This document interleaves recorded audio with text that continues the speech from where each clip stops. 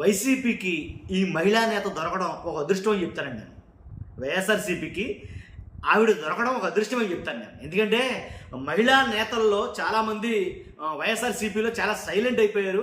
అసలు ఉన్నారో లేదో తెలియనట్టు ఉంది మహిళా నేతల్లో చాలామంది. ఇంతకుముందు 2019లో అధికారం వహించినటువంటి చాలామంది మహిళా నేతలు కనుమరుగైపోయారేమో, ఎవరో మాట్లాడటంలా సైలెంట్ అయిపోయారు, బయటికి ఎక్కడా కనపడటంలా. ఎవరో ఒకళ్ళు ఇద్దరు తప్ప, ఏ రోజా గారు లేకపోతే ఇంకా ఒకళ్ళిద్దరు తప్ప ఎవరో బయట అయితే కనపడటంలా. ఆరోగ్య శాఖ మంత్రిగా చేశారు కదా ఆవిడ తప్ప. కానీ ఇప్పుడు మాత్రం వైఎస్ఆర్సీపీకి ఎందుకు ఈ మహిళా నేత దొరకడం అదృష్టం అని అన్నానంటే, ఖచ్చితంగా నేను ఆ విషయం వివరిస్తాను, దాంట్లో ఎలాంటి ఉండట్లేదు. ఫస్ట్ అయితే మీ బాధ్యతగా లైక్ చేయండి. లైక్ చేస్తే నాకు మోటివేషన్ ఉంటుంది, ఎక్కువ మందికి ఇన్ఫర్మేషన్ షేర్ అవుతుంది. కొత్తగా మన ఛానల్ చూస్తే పక్కాగా సబ్స్క్రైబ్ చేయండి. మీ అమూల్యమైన అభిప్రాయాన్ని కామెంట్ రూపంలో తెలియజేయండి. ఎవరా మహిళా నేత అంటే కనుక వరదు కళ్యాణి. ఎవరైతే వరదు కళ్యాణి ఎమ్మెల్సీగా ఆవిడ పదవి వహించిన తర్వాత శాసన మండలిలో మొత్తం ఎంటైర్ సభ్యులందరినీ, వైసీపీ సభ్యులందరూ ఒక ఎత్తు అయితే కనుక వైఎస్ఆర్సీపీకి ఎమ్మెల్సీగా వరదు కళ్యాణి ఒక ఎత్తు, దాంట్లో ఎలాంటి డౌట్ లేదు.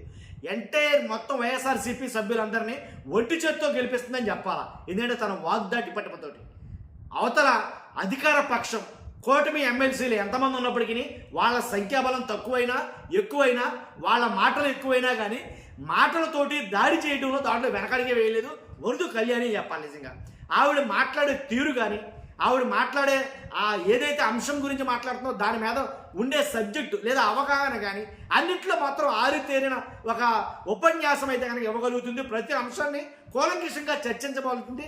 అంతేకాదు ఆ విషయంలో ఫైట్ చేయగలుగుతుంది, అంటే నిలబెట్టగలుగుతుంది సభ్యుల్ని. మన చాలా సంఘటనలో చాలా అంశాల మీద కూటమి సభ్యుల్ని ఒక రకంగా చెప్పాల్సి వస్తే టార్లు ఎత్తిచ్చిందని చెప్పాలి.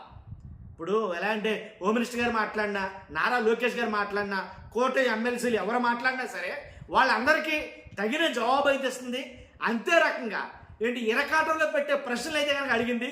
శాసన మండలి అంతా కూడా వైఎస్ఆర్సీపీలో కనిపించింది ఎవరైనా ఒక మనిషి ఉన్నారంటే కనుక బొత్స సత్యనారాయణ గారు ఎలా ఉంటారు, తర్వాత వరదు కళ్యాణి గారే, దాంట్లో ఎలాంటి డౌట్ లేదు. వరదు కళ్యాణి గారు ఈ మధ్యలో ఎక్కువ వినపడుతున్న పేరు వైఎస్ఆర్సీపీ మహిళా నేతల్లో కావచ్చు, నేతల్లో కావచ్చు. ఎందుకనంటే ఒక్కసారి ఆవిడ గురించి చూద్దాం.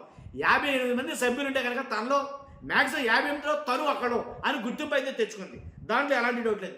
2012లో వైఎస్ఆర్సీపీతో సంబంధం ఏర్పరచుకున్న వరదు కళ్యాణి గారు 2009లోనేమో శ్రీకాకుళం పార్లమెంటు సభ్యురాలుగా తొలిసారిగా పోటీ చేశారు. వైఎస్ఆర్సీపీ సెంట్రల్ ఎగ్జిక్యూటివ్ కౌన్సిల్ మెంబర్గా 2012 నుంచి 14 వరకు, శ్రీకాకుళం అసెంబ్లీ కోఆర్డినేటర్గా, అలాగే అరకు పార్లమెంటరీ ఇన్ఛార్జిగా, వైఎస్ఆర్సీపీ స్టేట్ సెక్రటరీగా, అలాగే రాష్ట్ర మహిళా విభాగ జనరల్ సెక్రటరీగా, అలాగే 2014 వైసీపీ విజయనగరం పార్లమెంట్ ఇన్ఛార్జిగా, అలాగే మహిళా విభాగం ఉత్తరాంధ్ర రీజనల్ కోఆర్డినేటర్గా, ఒకటి కాదు రెండు కాదు చాలా పదవులు అయితే కనుక ఆవిడ చేశారు. ప్రతిదానికి వన్నీ తెచ్చారే కానీ ఎక్కడా తగ్గల, అదైతే కనుక మెచ్చుకోవాలి.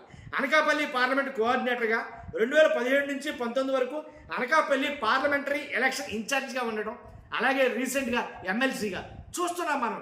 ఎమ్మెల్సీలుగా ఆవిడ మాట్లాడే మాటలో ఆవిడ ఏదైతే తను తీసుకున్న అంశం 1 2 కాదు, సూపర్ 6లో కూటమి ప్రభుత్వాన్ని మొత్తం ఉతికి ఆరేసిన వైనం, దాంట్లో ఎలాంటి డౌట్ లేదు. అసలు సూపర్ 6 తోటి తమ ప్రశ్నలతోటి తన వాగ్దాటితోటి ఊపిరాడకుండా చేసినటువంటి విధానం మనం చూసాం. అంతేకాదు విశాఖ స్టీల్ ప్లాంట్ గురించి ఎంత ఎత్తునైతే కనుక నిజంగా మాటలు చెప్పాలంటే శివంగిలా విరుచుకుపడిపోయేది. దీంట్లో శాసన మండలిలో తను ఉన్నంతసేపు ప్రశ్నల వర్షం కురిపించి ఒక శివంగిలాగా విరుచుకుపడిపోయేది వరదు కళ్యాణి గారు. అసలు ఏమాత్రం డౌట్ లేదు. ఇప్పుడు ఎక్కువగా అందరి నోళ్లలో నానుతున్న పేరు ఏదైనా ఉందంటే మహిళా నాయకురాలుగా వైఎస్ఆర్సీపీ ఎమ్మెల్సీ వరదు కళ్యాణి.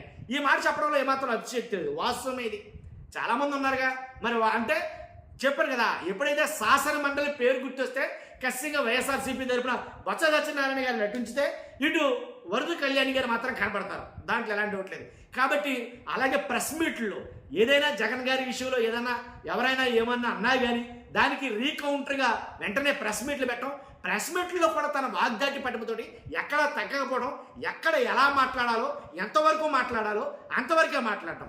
వరదు కళ్యాణ్ గారిలో ఉన్న ఒక గొప్ప యాటిట్యూడ్ ఏంటంటే చెప్పమంటారా, వరదు కళ్యాణ్ గారిలో ఉన్న ఒక గొప్ప విషయం ఏంటంటే ఎక్కడి వరకు మాట్లాడాలి అంటే అబ్యూజ్డ్ వర్డ్స్ మాట్లాడకుండా, వల్గర్ లాంగ్వేజ్ లేకుండా, ఒక బూతులు లాంటివి ఏమీ లేకుండా ఎంతవరకు మాట్లాడాలో అంతవరకే రిజర్వ్డ్గా మాట్లాడిన మాటల్లో ఆ హుందాతనం కనపడేలా మాట్లాడటం ఆవిడ గొప్పతనం అని చెప్తాను. సింపుల్గా ఒకే మాట.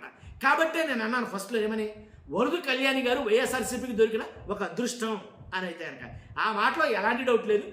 మీ అభిప్రాయం కామెంట్ రూపంలో తెలియజేయండి. ఫస్ట్ అయితే లైక్ చేయండి. Thank you very much.